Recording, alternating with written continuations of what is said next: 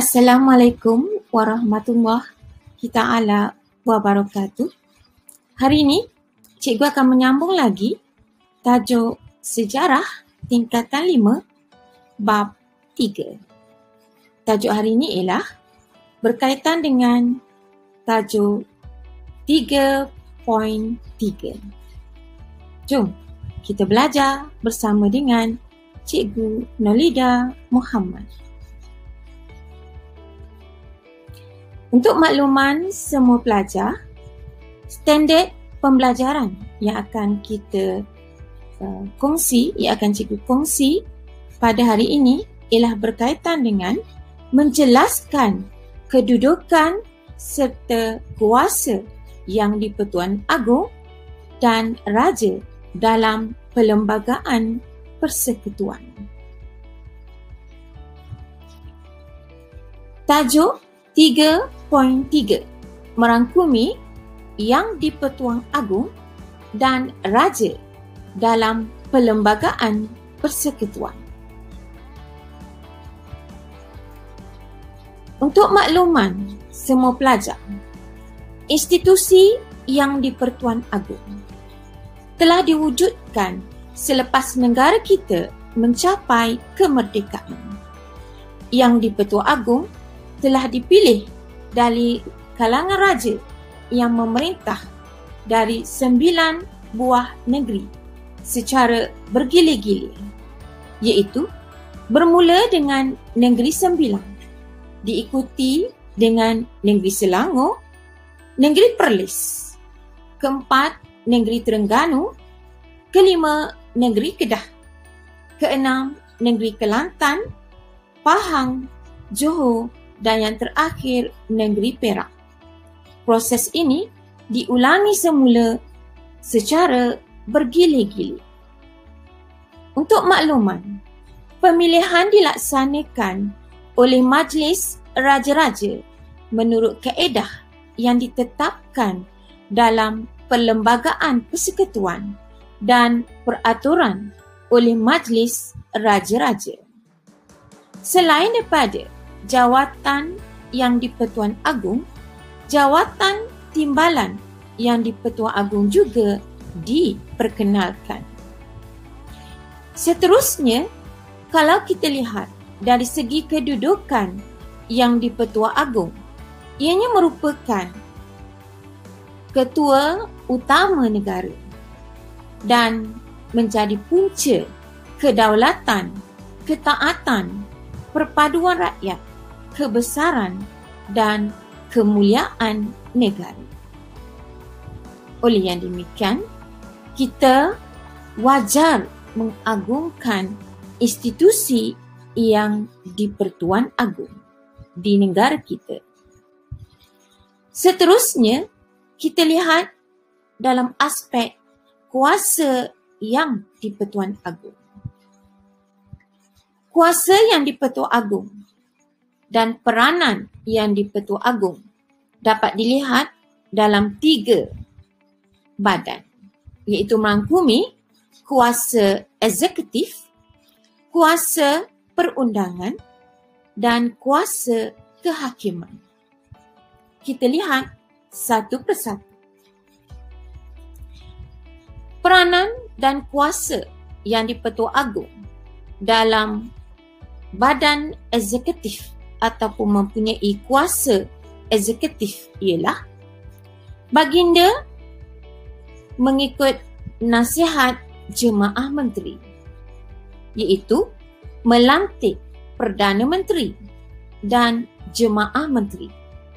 Pelantikan dilakukan daripada golongan ahli Dewan Rakyat dan Dewan Negara. Baginda juga berkuasa melantik jawatan-jawatan penting negara seperti Peguam Negara, Panglima Angkatan Tentera dan Ketua Audit Negara. Dalam aspek ketenteraan, baginda merupakan pemerintah tertinggi Angkatan Tentera Malaysia. Beliau, baginda, dibantu oleh Majlis Angkatan Tentera yang berkaitan dengan pemerintahan, tata tertib dan pentadbiran tentera yang terdiri daripada tentera laut, tentera udara dan tentera darat. Manakala dari segi diplomatik, baginda melantik diplomat Malaysia yang akan bertugas ke luar negara, dan baginda juga menerima mengadap diplomat asing yang akan bertugas di dalam negara kita, Malaysia. Seterusnya, kita lihat pula peranan dan kuasa yang di-Pertua Agong dalam badan perundangan. Mengikut badan perundangan, baginda berkuasa memperkenankan sesuatu rang undang-undang yang diluluskan di Dewan Rakyat dan undang-undang yang diluluskan di Dewan Negara. Baginda juga berkuasa dalam persidangan parlimen. Baginda boleh memanggil parlimen bersidang, memberhentikan parlimen dan membubarkan parlimen daripada bersidang. Dalam aspek agama, baginda merupakan ketua agama Islam di negerinya, iaitu meliputi negeri-negeri yang tidak bersultan seperti wilayah Persekutuan, Melaka, Pulau Pinang, Sarawak dan Sabah. Manakala negeri-negeri lain yang mempunyai sultan, sultan atau raja merupakan ketua agama bagi setiap negeri. Manakala dari aspek hak dan keistimewaan, baginda berhak dan mempunyai kuasa melindungi orang Melayu dan kaum Bumiputera di Sarawak dan Sabah. Baginda juga melindungi kaum-kaum lain yang terdapat di tanah Melayu, Sabah dan Sarawak.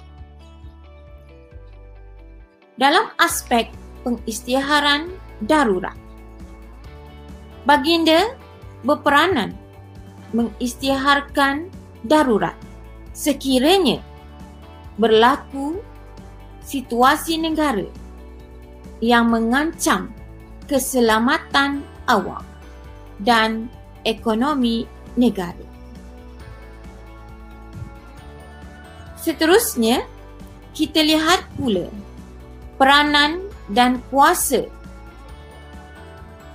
yang di-Pertua Agong dalam badan kehakiman.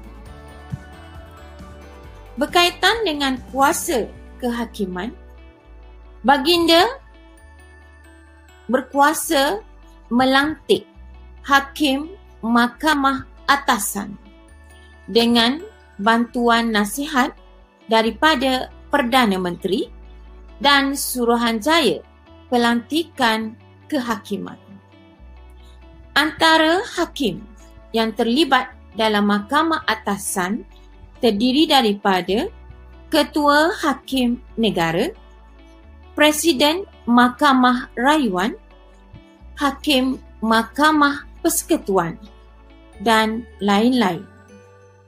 Manakala dalam aspek kuasa pengampunan, baginda berkuasa mengampunkan, menangguhkan dan meringankan hukuman yang dijatuhkan oleh mahkamah yang terdapat di negara kita, termasuklah Mahkamah Syariah di Melaka, Pulau Pinang, Sabah, Sarawak dan wilayah persekutuan. Pengampunan juga melibatkan kes-kes jenayah. Beliau juga bertindak atas nasihat lembaga pengampunan. Setakat itu saja berkaitan dengan kuasa dan peranan yang di-Pertua Agong dalam negara kita. Secara rumusannya, kesetiaan kepada raja dan negara merupakan prinsip kedua negara kita,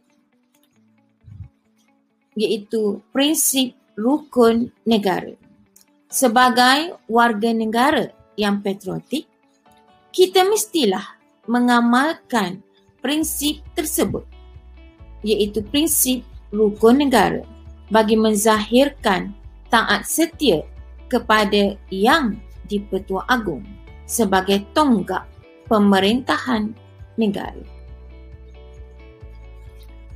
Itu saja yang dapat cikgu kongsi kepada pelajar pada hari ini. Dan cikgu mengucapkan sekian terima kasih kerana menonton perkongsian cikgu pada hari ini. Dan cikgu mengharapkan pelajar menekan butang subscribe sekiranya ia memberi manfaat kepada kita bersama. Cikgu sudahi dengan Assalamualaikum warahmatullahi taala wabarakatuh dan terima kasih.